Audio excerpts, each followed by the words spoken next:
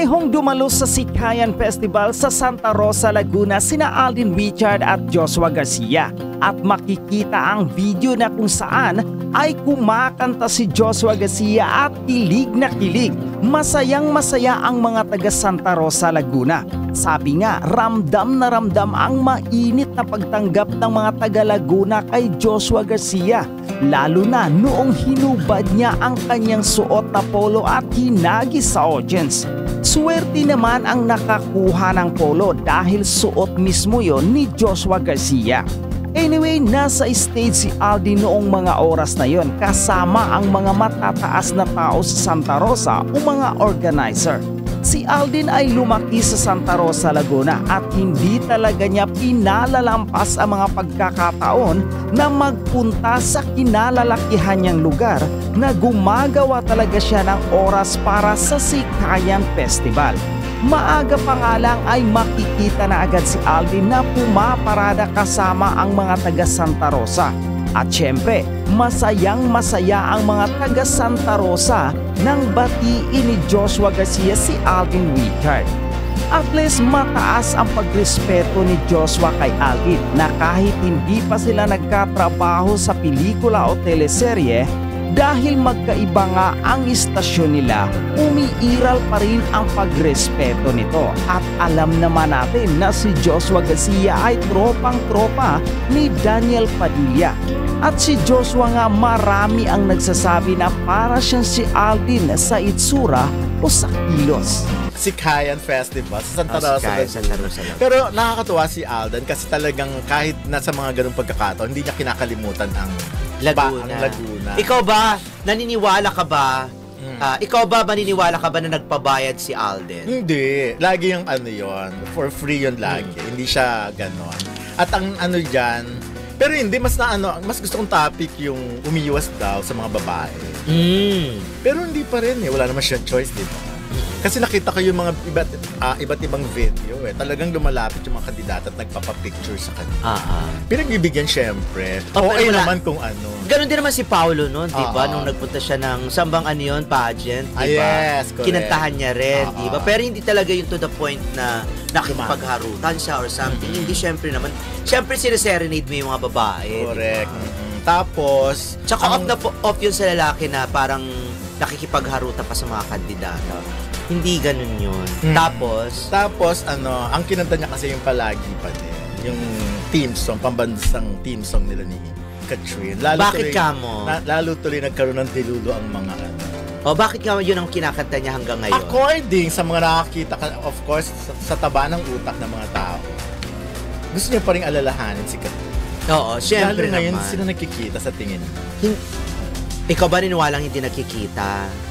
Kasi ang daming lumalabas Kaya nga talagang yung topic natin for tomorrow. Talagang for tomorrow, yun ang pag-uusapan natin. Parang nakakalungkot pag binabasa mo yung mga sitwasyon. Hindi siguro, hindi ako niniwalang hindi nakikita, hindi nagkakausap tong dalawang ito. Nagkakausap, of course. Pwede, alam mo si Alden, feeling ko lang pag napupunta to sa Manila at may panahon si Katrin, dumadalaw siya dun kay Katrin. Hindi kasi sila pwedeng magkita ngayon, hindi sila pwedeng mag-post kasi nga nasa kasagsagan na ng promo ng My Love Will Make You Disappear. Kaya yung mga nadidisappoint or mga nalulungkot na mga Katden fan, huwag kayong malungkot kasi bigayan lang to. Napakabait naman ng dalawa, di ba, ang Katden. Siyempre naman kumita naman yung pelikula nila, more than 1 billion, di ba? Ibigay naman ito dun sa susunod na kawawa. Hindi ko naman sasabing hindi kikita ang, di ba, yung Jolens, di ba? Jolens at saka Bakit naman?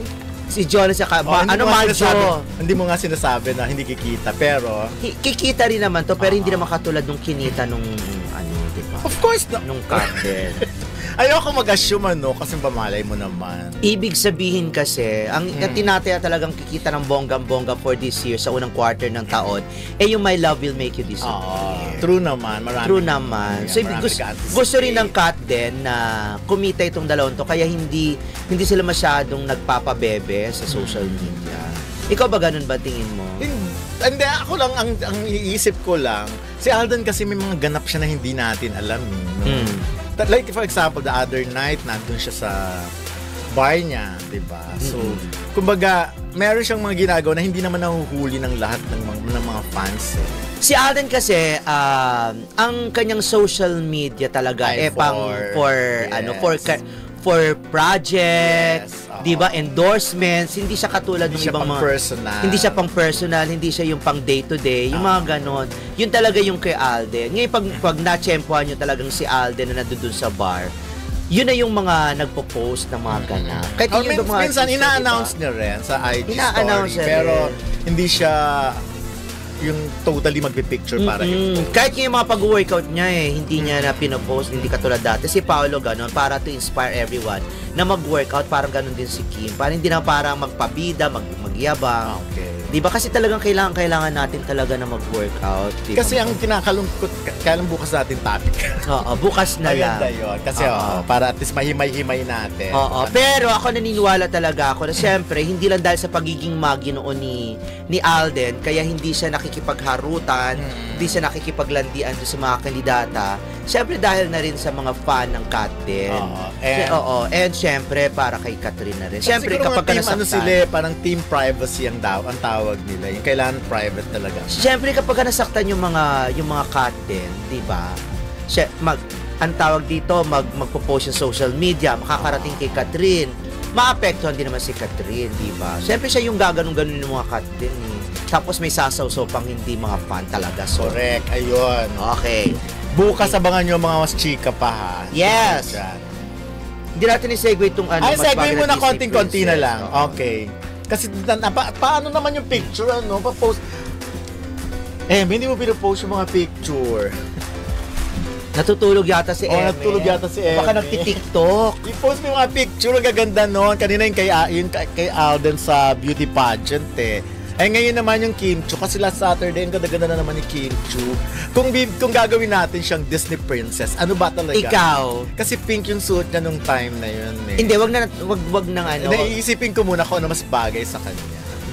Bagay sa kanya sa Disney, di ba? Disney. So pag sinabing Disney, sino-sino lang naman niya. Cinderella, Snow White, Beauty and the Beast.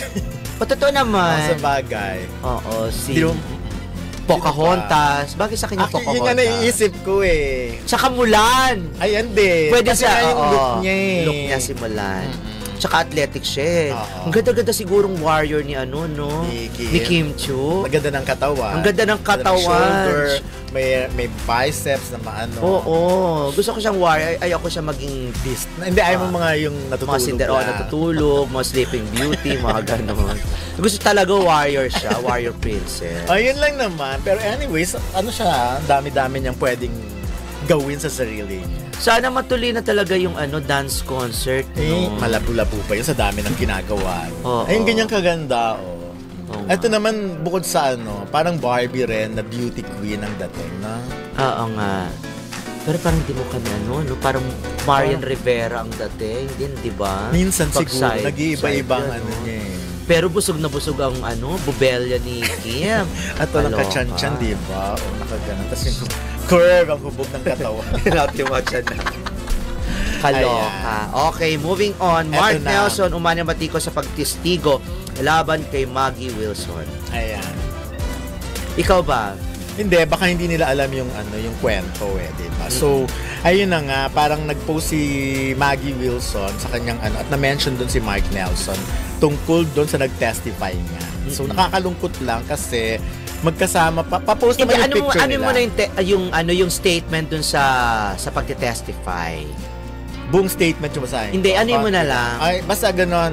Di ba merong petition yung father nung anak ni Maggie. Pwede naman natin banggitin. Sige, para si Victor Consun. Kasi nasa court ang petition niya ay huwag magkita o ang mag-ina. Parang totally dapat wala ng connection.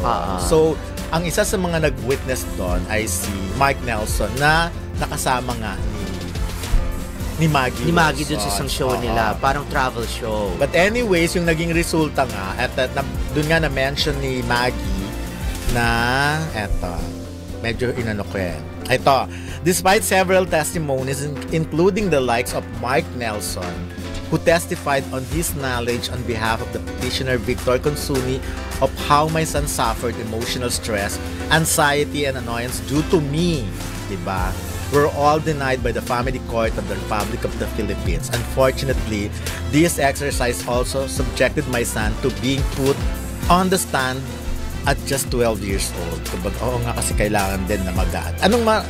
Ngayon, dahil dyan, sorry, ang daming nag-comment kay Against. Like ito. Talagang, in fairness kay Mark Nelson, hindi siya nag-off ng comments ng comment section niya. Ito, for example, imagine testifying in order for a mother and son to not be able to communicate with one another. There are some things in life that you do not mess with, and this is one of them. Maraming comment How desperate are you to testify against a mother who's simply longing for her son? This is why you're a flop in the Philippines. Eto, iba ka din pala, no? To testify against a mother to prohibit her from seeing her own child. You are one of a kind. Yung mga ganyan. Ikaw, anong opinion mo? Ikaw muna. Ako, syempre, never mong ako, for me, dahil makananay naman tayo, never mong i-deny na wala akong nakikitang tao na hindi nagugustuhin, hindi magkita ang magkita. Correct. Or mag-usap. Wala akong nababalitaan. Ako kahit, for example lang, kahit masama yung loob ko dun sa, halimbawa sa nanay, yan kasi na mag-usap. Mag-ina yan, 9 months mong dinala yun sa tiyan mo. Yes. Wala ka namang hahangarin na hindi maganda. Nagtataka lang ako kung anong nangyari kay Mark Nelson at bakit naging ganon yung ang naging niya, stand niya. Naging magkasama naman sila, di ba, sa travel show. Yeah.